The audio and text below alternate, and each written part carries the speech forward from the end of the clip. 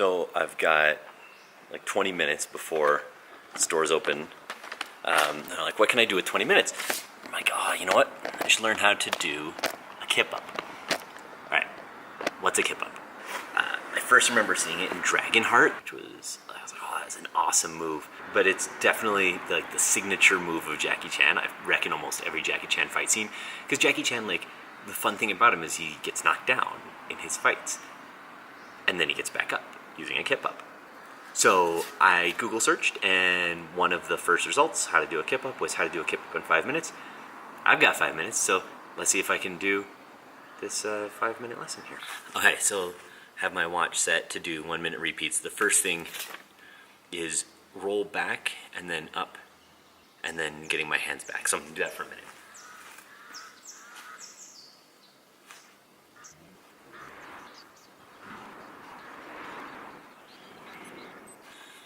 Okay, next on the list, 1 minute of roll to feet and stand.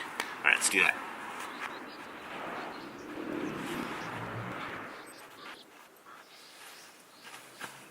Okay, and then just some stretching to do up dog and child pose for 30 seconds.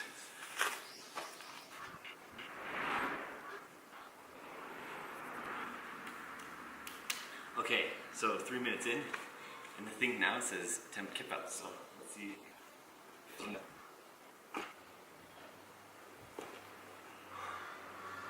What? That's awesome.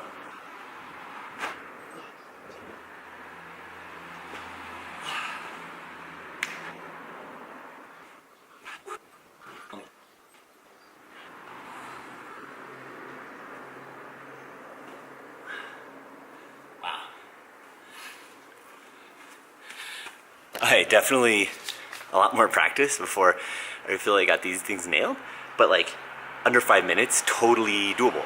All like really it is kind of getting the feeling of it, that you can do that and then committing to it and giving it a go. I reckon I'll mix some of that into my stretching now, just at the end try to do a kip-up or two and see how it goes. Man, awesome. Cool, thanks internet. Just editing this now and actually looking back at the footage, it's super useful. I get a much better sense of what I was doing, so I think I'll probably be even better next time. Anyway, I hope you do this too. Give a shout, let me know if you do it. I think it's a super easy thing to learn and well worth it because, man, it looks cool, right? If you can pull it off. Anyway, hope you do it too. Bye.